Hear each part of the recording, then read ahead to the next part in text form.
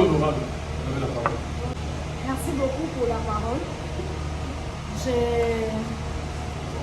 Je remercie aussi le chef de quartier, le chef du quartier Massarandila, qui a répondu à cette audition. Ma première préoccupation va dans le sens où monsieur le chef du quartier est venu pour répondre aux questions qui lui ont été adressées dans une correspondance. Ce n'était plus l'affaire du conseil, mais c'est arrivé l'affaire de l'honorable Carlos. Ce qui n'est pas du tout bon, c'est quelque chose à éviter si prochainement vous êtes convié à une audition et surtout dans de telles circonstances. Ma préoccupation est de savoir, vous entendre parler, vous avez évoqué de l'autorisation de l'ancien bourgmestre Alidor et puis du ministre provincial de l'urbanisme. Je vais m'expliquer. Le propriétaire a reçu l'autorisation du ministre provincial de l'urbanisme et habitat. Et puis, à un moment, je vous ai encore entendu parler, c'est là où je trouve la contradiction, si tu veux m'éclairer, de donner une autorisation pour un espace précaire. C'est lorsque cet espace-là mesure des 0 jusqu'à 6 ou allant jusqu'à 11. C'est là où le bourgmestre peut mesurer et peut octroyer une autorisation précaire. Mais quel est le rôle du ministre provincial ici? Parce que cet espace-là, je ne l'ai pas vu, je ne sais pas, c'est à vous de m'éclairer. J'ai senti un peu la contradiction dans vos dires. À un moment, vous dites que la devanture, c'est devant la parcelle habitée par M. Yaba. Le bourgmestre honoraire avait dit qu'il a donné un ordre de mission pour aller évacuer tous les encombrants. Comment est-ce que nous sommes quittés de l'évacuation des encombrants à une construction? Comment l'expliquez-vous? Comment est-ce que, quel est le rôle que le ministre provincial de l'urbanisme a joué dans l'obtention de cette autorisation-là au moment où la compétence relevée du bourgmestre du ministre provincial? À moins que vous me dites l'espace allait dépasser le 11 mètres, peut-être, oui. Là, on peut voir l'importance de son rôle joué. Mais si l'espace ne dépassait pas le 11 mètres, qu'est-ce qu'il est venu faire et pourquoi les citer ici? La troisième préoccupation, si je ne me trompe pas, vous saviez déjà que vous venez réagir par rapport à la construction qui s'est faite au niveau du marché de Massarandila. Pourquoi vous n'êtes pas muni des documents justifiant tout ce que vous aurez expliqué ici? Pourquoi? Donc là, j'ai compris qu'il y avait déjà une volonté manifeste de ne pas fournir des éléments nécessaires au conseil et pour nous faire berner ici. Merci. Merci, honorable. Merci pour la parole, Monsieur le Président. Merci pour la présence du chef du quartier Massarandila. J'ai quelques préoccupations pour le chef du quartier Massarandila. Que le chef du quartier nous dise quelles sont les conditions pour occuper l'emprise publique et pour quelle finalité. Est-ce que l'emprise publique peut être occupée pour construire une maison d'habitation? Si non, pourquoi a-t-il laissé un particulier construire sans lui interdire ou informer les autorités compétentes? Vous avez dit, le monsieur qui construit à Massarandila, c'est les propriétaires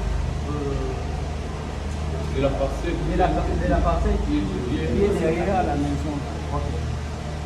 Si c'est les propriétaires qui construisent, vous en tant que chef de quartier, qui avez signé le PV de constat de lieu et le PV de confirmation de lieu, tout en sachant qu'il s'agit bien emprise. Merci.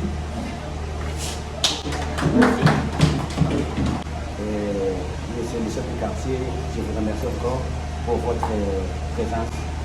Merci les honorables chers collègues.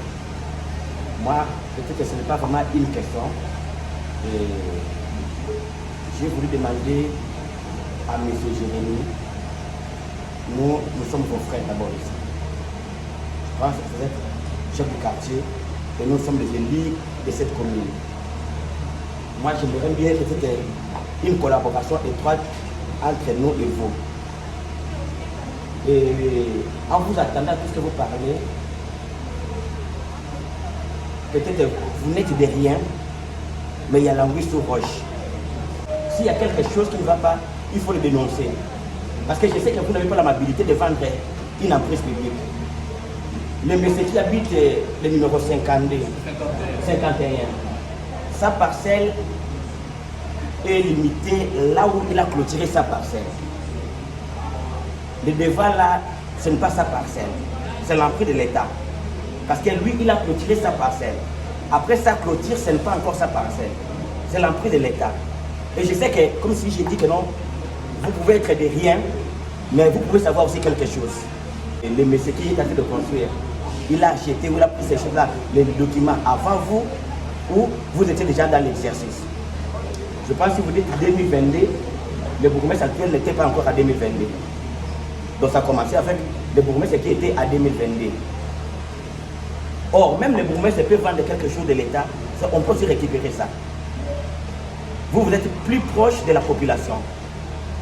D'abord, il y a des choses que j'ai voulu épingler. Et qu'est-ce qui ne m'échappe pas? D'abord, le problème de l'administrateur. Un marché pirate qu'on a mis un administrateur. Chez les Mongafoula, tant les chefs de quartier connaissent quand même quelque chose.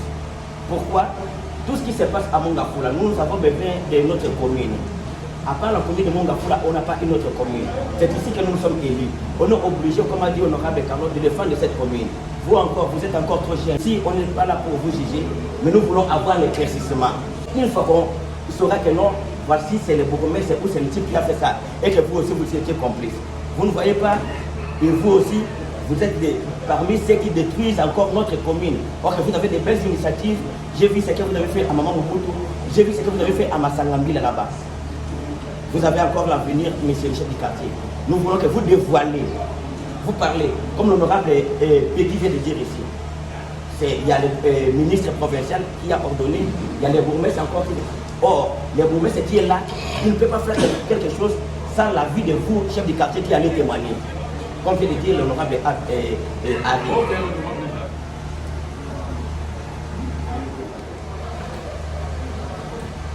La parole honorable vice-président.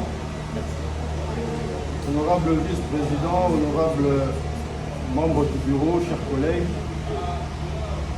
Nous avons suivi attentivement le discours du chef du quartier de Massangambila.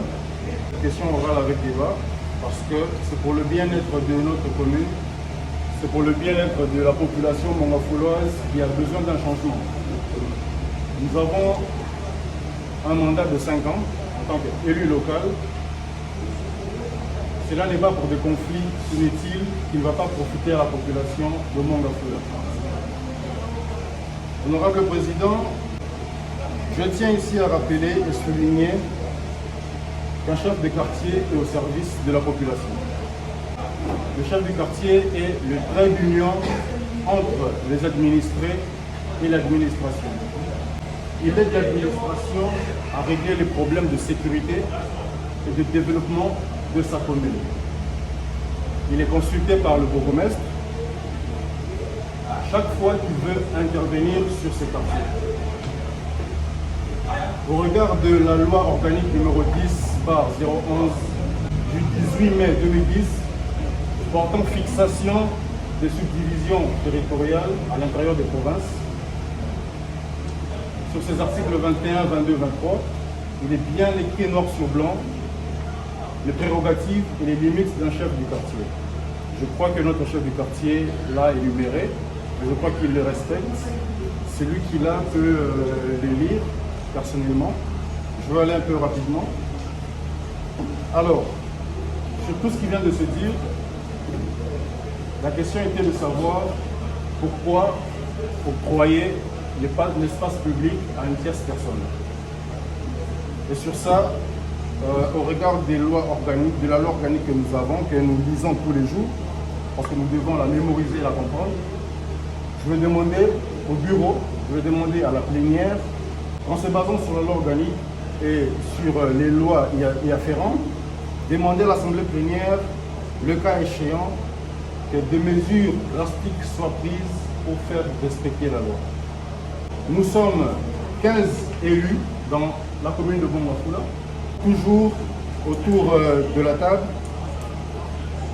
pour préserver cet outil que la population nous a donné. La population de Bongafula est totalement enclavée, il n'a pas besoin de la fanfaronnade de ses dirigeants qui, par des vains discours parfois, viennent amuser juste pour plaire aux oreilles de la population. Et en fin de compte, il n'y a aucun changement. Nous voulons que la loi soit respectée et que chacun connaisse ses limites et ses prérogatives. Je veux ici rappeler qu'il y a une année ou 2 ans passés, le conseil communal n'a pas existé. Alors l'exécutif jouait le rôle de délibérant, de légiférant, et il exécutait en même temps. Alors nous devons souffrir du fait que les choses ont changé.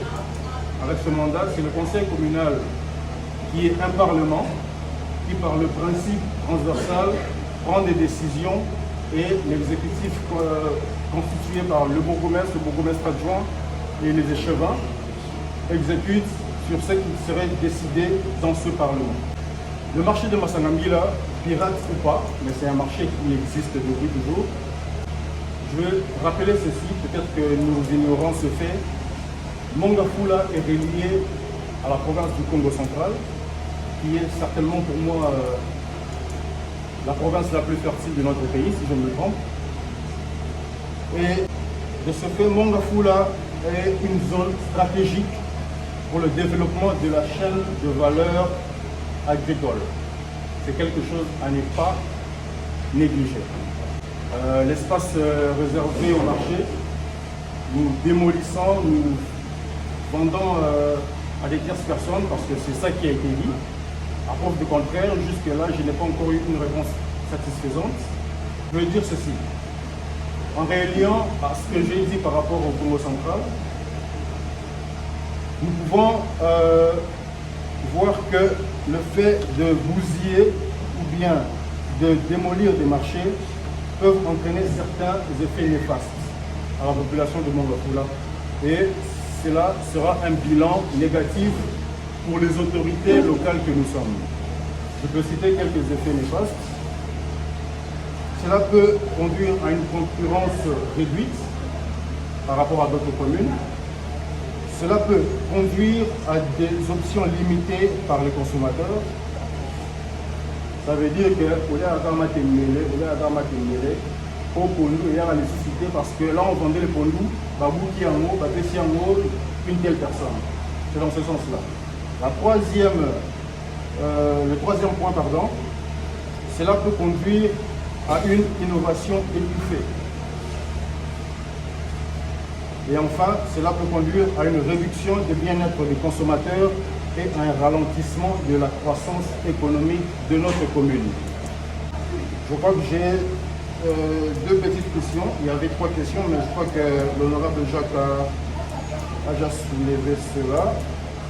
Alors, j'allais demander au chef du quartier, y a-t-il une loi ou bien pouvez-nous nous lire la loi qui octroie une propriété, une déventure à un propriétaire qui a sa parcelle juste devant la déventure. Nous voudrons bien connaître où se trouve cette loi. Et aussi la deuxième question, il est de principe constitutionnel que nul n'est censé ignorer la loi. Le sol et le sous-sol appartiennent à l'État. La question est celle-ci. Qu'en pensez-vous du principe de l'inaliénabilité de l'espace de l'État? Je vous remercie. Merci.